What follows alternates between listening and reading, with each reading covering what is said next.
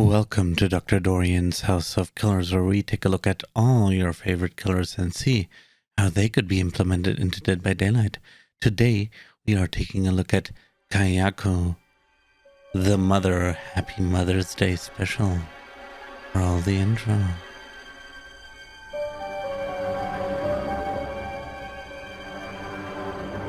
Kayako from the Grudge franchise is a vengeful spirit and a mother, which kind of fits since today is Mother's Day.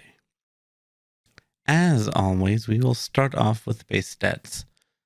115% movement speed, 4.6 meters per second.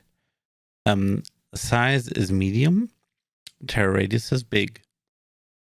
Map effect, in case you're unfamiliar, I'm of the opinion killers should have different powers, sort of like survivors have different items they can take along, and the map effect should always be present regardless of what powers the killer takes along, just because you don't need more hints to what powers he took along, something like that.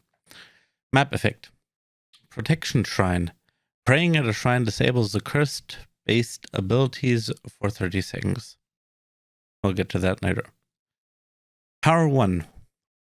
A passive power. Unnatural agility. Bloodlust is gained faster, as well as volt speed over pallets and windows is increased by 10%. So bloodlust and volt speed are both increased by 10%, or the bloodlust gain is increased by 10% and the volt speed is increased by 10%.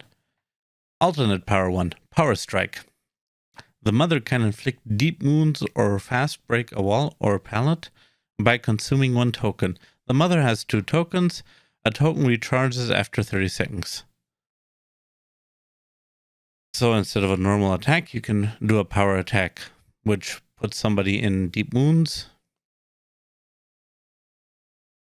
I don't think there needs to be any further explanation. Don't know where I was going with that. Okay. Power 2. Hair whip. The mother can flail her hair in a direction. Hitting a survivor induces 1 damage fraction. After 3 fractions, 1 damage state is reached.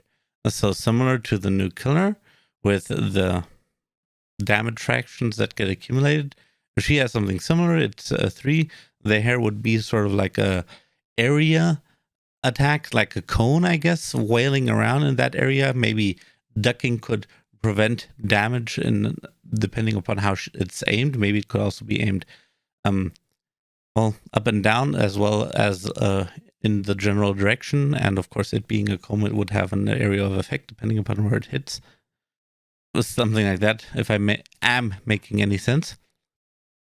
If a survivor is downed with the hair whip, they are automatically picked up, sort of like wrapped in hair and put on the shoulder, which could also be the carry animation.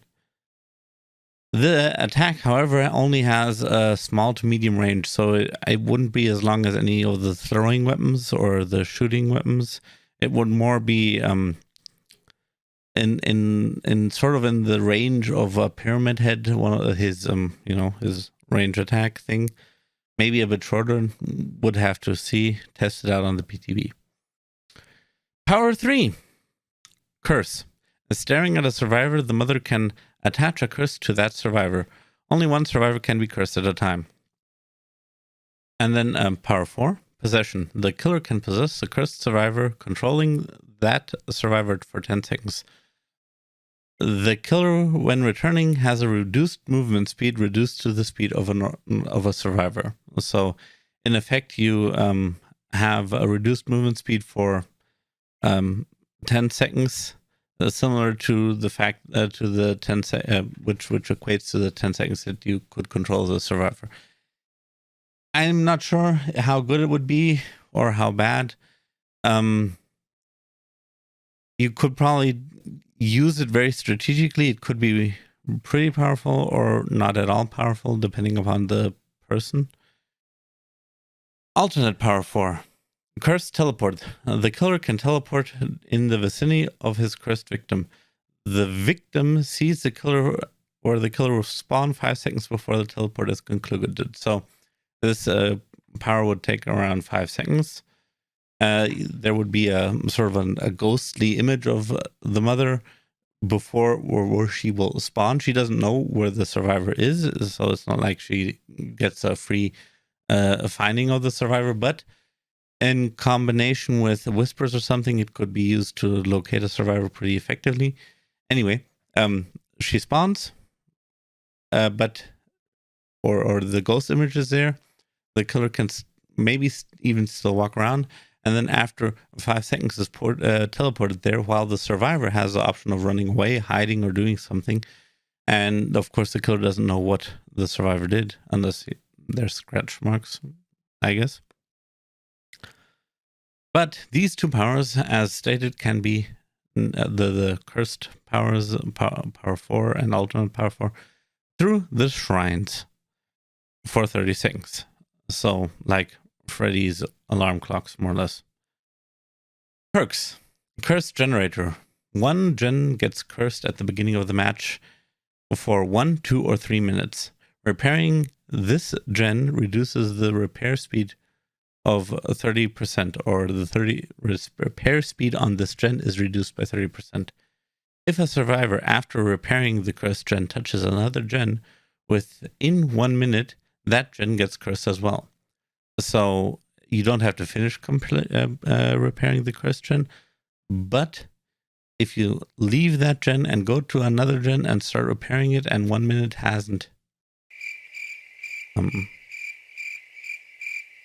expired, then yeah, that gen gets cursed for 1, 2, or 3 minutes, depending on the tier of the perk. Telepathic Leech. If a survivor has a aura revealing perk, the killer will see what the survivor sees for 4, 6, or 8 seconds. If a perk is always active, Telepathic Leech will trigger once every 45 seconds after the first triggering. So if the survivors have bond, and you see one survivor sees another survivor, of course only that survivor will be shown to the killer for 4, 6, or 8 seconds. And then after 45 seconds, he will see that survivor again for 4, 6, or 8 seconds if that survivor is still in range. If a new survivor comes in, he'll see that one for 4, 6, or 8 seconds, and so on and so forth. Of course, keep in mind, these 4, 6, or 8 seconds might be actually, if implemented, 1, 2, or 3 seconds, or something like that, because that's something that would have to be tested out in a public test build, as goes with all the values that I state here. Last perk, Illusion Walk. A random sound or image from the killer pops up somewhere, or. So, if depending upon what makes sense. If a killer is a stealthy, then no heart rate. If a killer has a hum radius, then hum. If the killer is invisible, then the visible portion won't appear. Always on a certain what makes sense basis. That illusion killer, with or without a sound and so on and so forth, will walk around the map for 15 seconds. This effect will trigger every 60, 45, or 30 seconds. What do you think of this idea? Leave feedbacks in the comments. Also, hitting a thumbs up would really be appreciated, and consider subscribing if you like this. I do this every week, and I also stream Dead by Daylight every Tuesday. Monday is a community game evening, and every other Wednesday and Friday are also streams. Link in the description. And until next time, happy Mother's Day and toodles.